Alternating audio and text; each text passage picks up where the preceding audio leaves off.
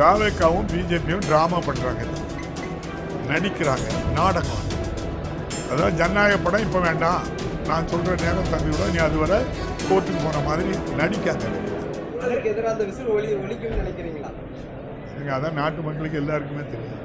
என்னுடைய சொந்த கட்சிக்காரங்க இறந்ததுக்கு என்னன்னு கேட்கல. தமிழ்நாடு அரசு, தமிழக முதல்வர் அந்த வழக்கு சம்பந்தமாட்டு ஒரு சிறப்பு புலனாய்வு குழு தலைமையில் நம்முடைய அஸ்ரா கார்கினி பழைய நம்ம எஸ்பி தலைமையில் போட்டு விசாரணை தொடங்கி நடந்துகிட்டு இருந்து நம்ம நடிகர் விஜயை என்ன செய்யலை, விசாரணைக்கும் கூப்பிடலை, அவர் மேலே வழக்கும் பதிவு பண்ணலை, என்னை கைது செய்து பாருன்னு சொன்னாங்க. இப்போது அவங்களே போய் ஒரு போலீஸ், நம்முடைய மாண்புமிகு முதல்வர் இருக்க போலீஸு எங்களுக்கு நியாயம் கிடைக்காதுன்னு எங்கே போயிருக்காங்க, சிபிஐ விசாரணை வேணும் அப்படின்னு சொல்லி உச்சநீதிமன்றத்தில் வழக்கு போட்டு இப்போ நம்முடைய பாரத பிரதமருக்கு கீழ் செயல்படுகின்ற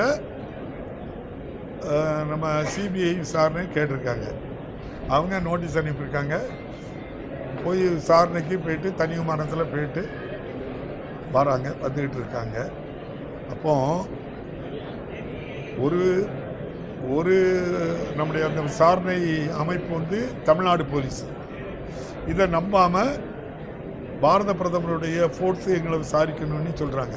இதிலிருந்தே உங்களுக்கு தெரியுதா அவங்க யார் ஆள்? நம்முடைய மாண்புமிகு முதல்வர் தனக்கு விரோதமாட்டு இதை கொண்டு போயிடக்கூடாது, பாரத பிரதமர்னா நமக்கு விரோதமாக கொண்டு போக மாட்டாங்க, ஏன்னா அவர் சொல்லி தான் நம்ம கட்சி ஆரம்பிச்சிருக்கோம். அதனால் நம்முடைய பல இடங்களில் சொல்லுவாங்க, எனக்கு அது உடன்பாடு இல்லையான்னு தெரியல. ஓவைசின்னு ஒரு நாடாளுமன்ற உறுப்பினர் இருக்காங்க, அவங்க வந்து முஸ்லீம் இயக்க ஒரு கட்சி வச்சு அதில் வராங்க. அவங்க வந்து பிஜேபிக்கு ஆதரவாட்டு தான் அந்த கட்சியை நடத்துகிறாங்க. அதே மாதிரி தான் இங்கே தமிழ்நாட்டு ஓவைசி தான் விஜய்னு சொல்கிறாங்க. நான் பத்திரிகையில் படித்தேன், நான் சொல்கிறேன். தாவேக்காவும் பிஜேபியும் ட்ராமா பண்ணுறாங்க, நடிக்கிறாங்க, நாடகம். அதாவது ஜனநாயக படம் இப்போ வேண்டாம், நான் சொல்கிற நேரம் தம்பி விட நீ அதுவரை கோர்ட்டுக்கு போன மாதிரி நடிக்காங்க. அதே போல தான் அவருடைய வழக்கம், நடிப்பு தானே தவிர ரெண்டு பேரும் தான் இணைஞ்சி ஒரு கொள்கை ரீதியான திமுகவுக்கு எதிராட்டு அந்த சிறுபான்மை வாக்கு அவரை வச்சு பிரிக்க முடியுமான்னு பார்த்தாங்க, முடியலை. ஏன்னா ப்ராக்டிக்கலாக பார்க்குறாங்க.